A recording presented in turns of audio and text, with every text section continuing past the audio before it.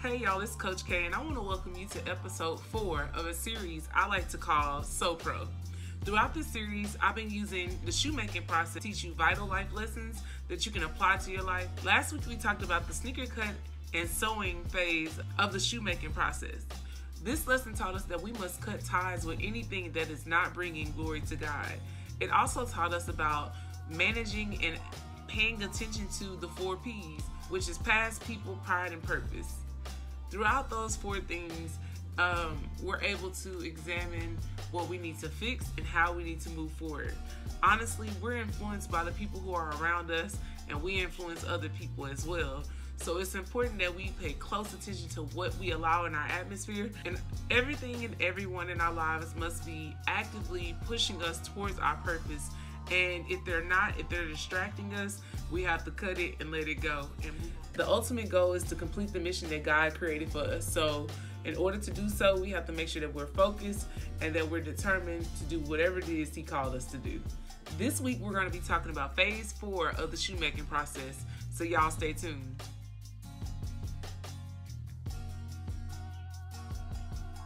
The world will ask you to conform on so many occasions. You'll feel peer pressure, you'll feel the fear of missing out, and at times you'll question your identity. In some situations, you'll feel like conforming is the only option. I mean, the world does make you feel like if you're not following the trends, that you're losing, but that is the furthest thing from the truth. Seeking validation from others only leads you to compromising your own beliefs. It's easy to fall into this trap when you're trying something new or transitioning. The fear of the unknown weighs heavy on you and tries to convince you that the grass is greener on the other side, but that's not always true either. Naturally, you want to feel accepted and loved, but if you allow outside sources to dictate your action, you'll start to value their opinion of you. When you're not secure in yourself, you lose sight of the love that lives inside of you. Feeling the pressure to fit in is a part of progressing, but you have to choose to either stay true to yourself or switch up. You may not understand how to stay grounded, but I believe step 4 of the shoemaking process could help you survive. The 4th step of the shoemaking process is the shoe last, grinding, and sole joining phase. The manufacturer creates a shoe last for every single shoe size.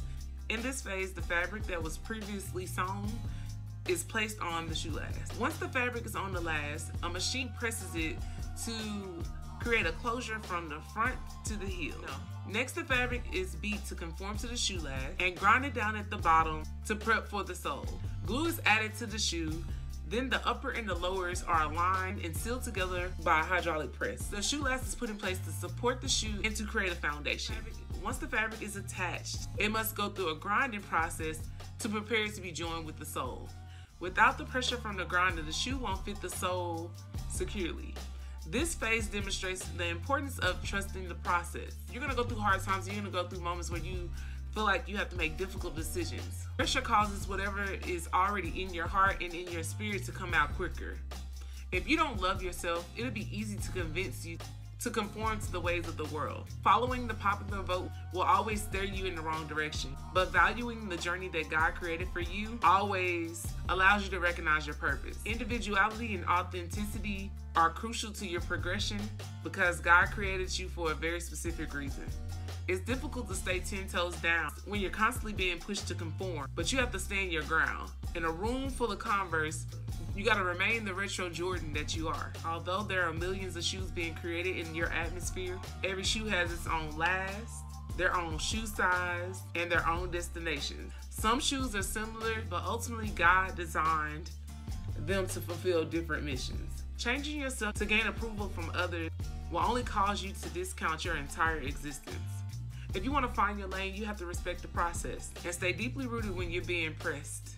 You have to embrace yourself fully, quirks and all. It's okay if you're weird because, to be honest, we're all weird. You just have to find your tribe of weirdos.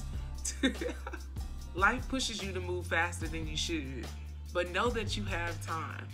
Follow God and listen to His directions. What's meant for you is for you. You don't have to compete for it.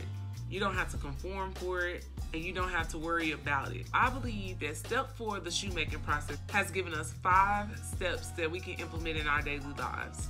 These 5 steps will help us stay true to ourselves when we're feeling pressured.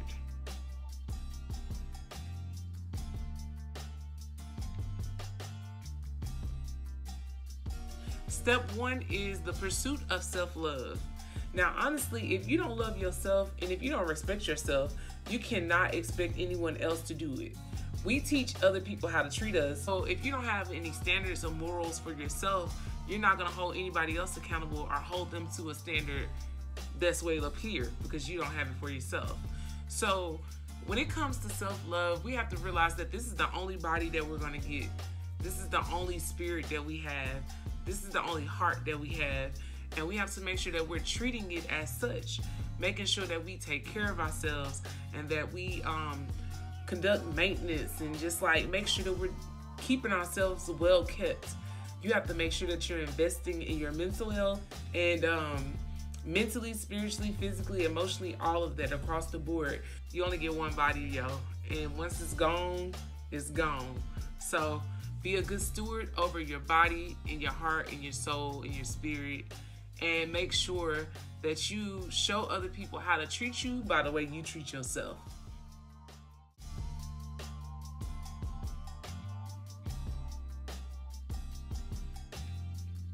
Step 2 is define your why and set your bottom line.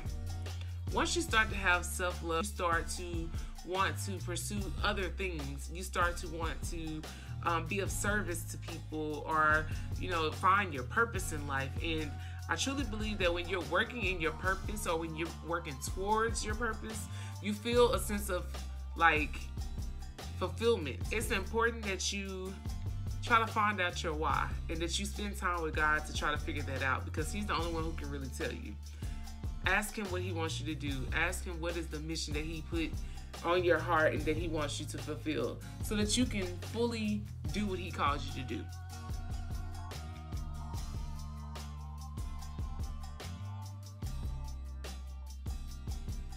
Number 3, you have to accept the fact that you are weird to somebody.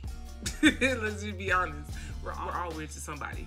The key is you have to find your tribe of weirdos. Like, when I say that, I mean there's a group of people that relate to you in different ways, and you have to find your clique, your tribe, the people who have like mind. You have to find like-minded individuals that are going to help you and that understand you. When you find your tribe, you'll be good to go, and you'll have the support that you've always needed and that you wanted.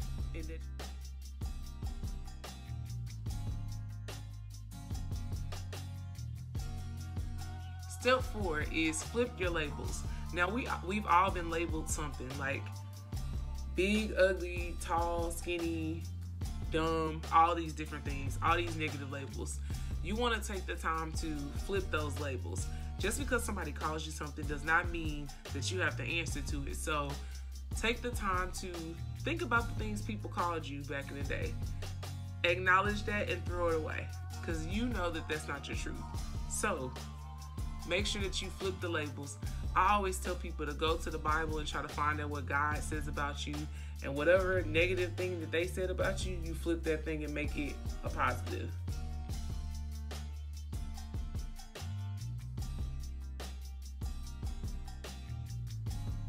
And the last step is build a relationship with God.